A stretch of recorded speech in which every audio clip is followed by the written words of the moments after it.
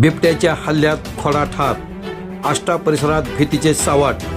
ढोले वस्तीवर रात्री बिबट्याचा थरार. पाळीव प्राण्यांवरील हल्ल्यांची मालिका सुरूच. वैभवदादा शिंदे यांची भेट. बिबट्यांचा तातडीने बंदोबस्त करण्याची मागणी. आष्टा शहर व परिसरात बिबट्यांचा वावर दिवसेंदिवस वाढत असून आष्टा सर्वोदय साखर कारखाना रोडवरील ढोले वस्ती येथे बिबट्याने बांधलेल्या घोड्यावर हल्ला करून त्याला ठार केल्याची धक्कादायक घटना घडली आहे. या घटनेमुळे परिसरातील नागरिकांमध्ये प्रचंड भीतीचे वातावरण निर्माण झाले आहे.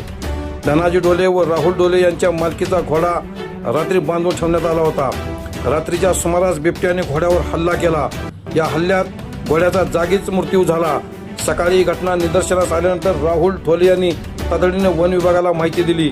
वन विभागाच्या अधिकाऱ्यांनी घटनास्थळी भेट देऊन पाहणी व पंचनामा केला.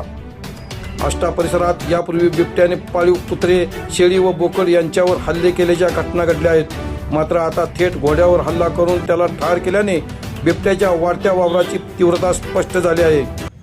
गेले जवळजवळ 1 महिना झालं बिबट्यानं आडतुरवाट या ठिकाणी कर केलेला आहे. एक 15 दिवसापाठीमागं तो बिबट्या मला आवटी मळ्याजवळ दिसला आणि एका तालीवनं जवळजवळ त्यानं एका झेपत रस्ता पार केला आणि अमित मालगावच्या तो बिबट्या हैदीमध्ये घुसला.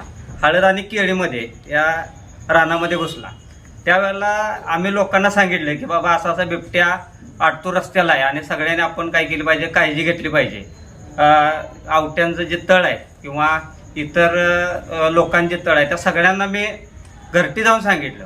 पण प्रॉब्लेम काय होतोय, वन विभागाचं मत काय आहे की तुम्ही बाबांनो काय करा, व्हिडिओ करा किंवा त्याचा फोटो काढा.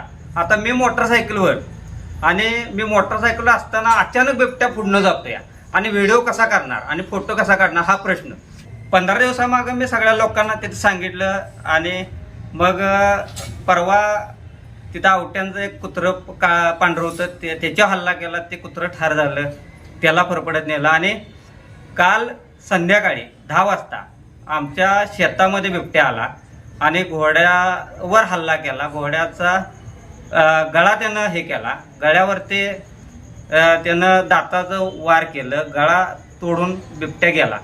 अशा पद्धतीनं हे जे बिबट्यानं हल्ला आमच्या घोड्यावरती केला. घोडा मयत झाला.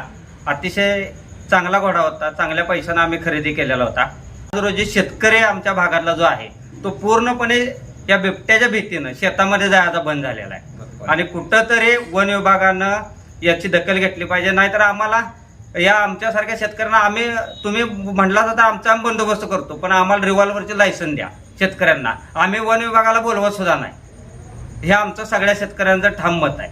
आणि मग अशा पद्धतीने एक तर बिबट्याला काय झालं नाही पाहिजे आणि बिबट्या आमच्या शेतामध्ये येऊन आम्हाला त्याची भीती आहे. महिना झाले शेतकरी शेतामध्ये जायचा बंद झाला आहे. भयानक शेतकऱ्याची अवस्था झालेली आहे. तिथं रानं पडीक अवस्था, तणं वाढलेले आहेत. औषध मारायला लोक जाईन झाले आहेत, पाणी पाजायला लोक जाईन झाले आहेत, मोटर चालू करायला लोक जाईन झाले आहेत आणि याची वन विभागाने त्या ठिकाणी दखल घेतली पाहिजे. आता आमचं घोडं गेलं आणि बिबट्या तिथं वावर आहेच बिबट्याचा आणि याकडे प्रशासनानं लक्ष दिलं पाहिजे.